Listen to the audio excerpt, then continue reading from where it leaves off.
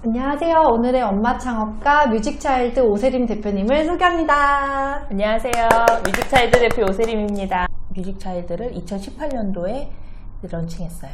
레슨과 음악, 연주를 하면서도 사람과의 관계에 좀 많이 신경을 쓰고 그거에서 많이 오는 즐거움을 많이 누렸던 것 같아요. 느꼈던 것 같아요. 저희는 먼저 보는 게 선생님의 성향과 인성이에요. 제 창업은 이런 제 일상에서 제가 정말 필요로 느껴서 이렇게 했으면 좋겠다라는 평범한 시작으로 했었던 것 같고, 그런 일상이 제게 확신이 됐을 때 런칭하는 데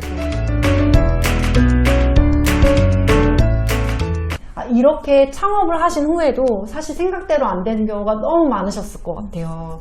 그러면 이런 경우에는 어떻게 극복하거나 해결을 하셨나요? 저희가 처음에 뮤직차일드를 시작했을 때 저희가 기대했던 것보다 의뢰가 많이 들어왔어요.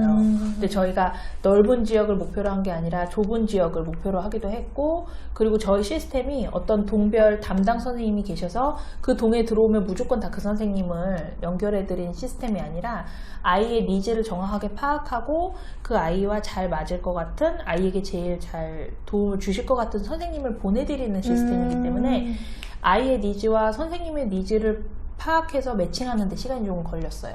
저희가 처음에 런칭했을 때 목표대로 많은 사람들에게 많이 수업을 진행하는 게 목표가 아니라 한 명이라도, 한 선생님이라도 즐겁게 제대로 수업하는 게 저희의 목표이기 때문에 초심을 잃지 않으려고 노력하고 있어요. 그럼 이렇게 아이 성향에 맞는 선생님을 매칭해 주신다고 하셨잖아요. 그럼 실제로 이 아이 성향이 좀 어떤데 그 아이 성향에 정말 맞게 매칭을 해주셔서 아이가 더 흥미를 가지고 자라게 된 사례가 있을까요? 네. 7살짜리 남자친구인데요.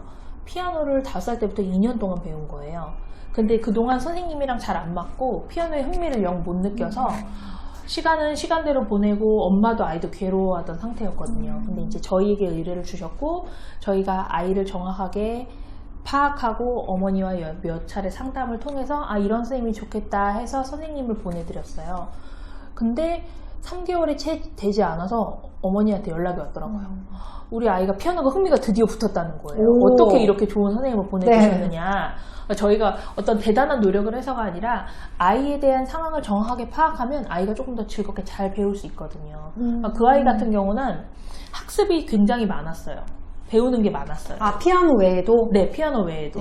근데 엄마는 네가 스트레스를 받으니까 그냥 피아노 즐겁게 음악해라 라고 한 가지 과목을 추가해 주셨는데, 아이 입장에서는 영어나 수학이나 피아노나 똑같은 한 과목에 추가일 뿐인 거예요.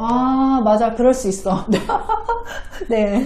그래서 아니 너 스트레스 풀려고 엄마가 너 피아노 시켰는데 그것 때문에 스트레스 받으면 어떡해. 이제 이런 상황이 된 거죠.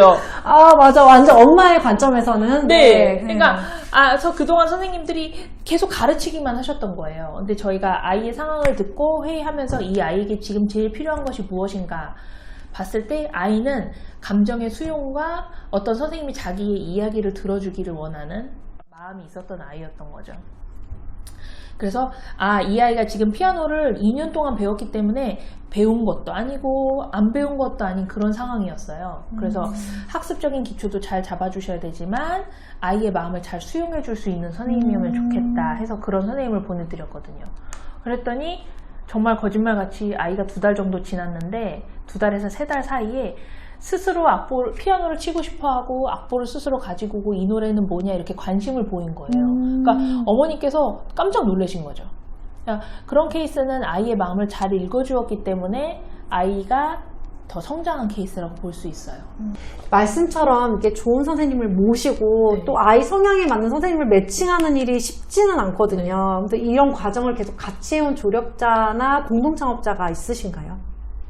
대표는 저 혼자지만 공동창업자 수준으로 조언을 많이 해준 사람이 있는데 제 동생이에요. 그러니까 저는 피아노를 공부했고 이제 동생은 바이올린을 공부했기 때문에 함께 생활하고 연주하는 것들이 굉장히 많거든요. 그래서 기업형 연주회사를 처음에 창업할 때도 동생이 도움이 많이 됐어요.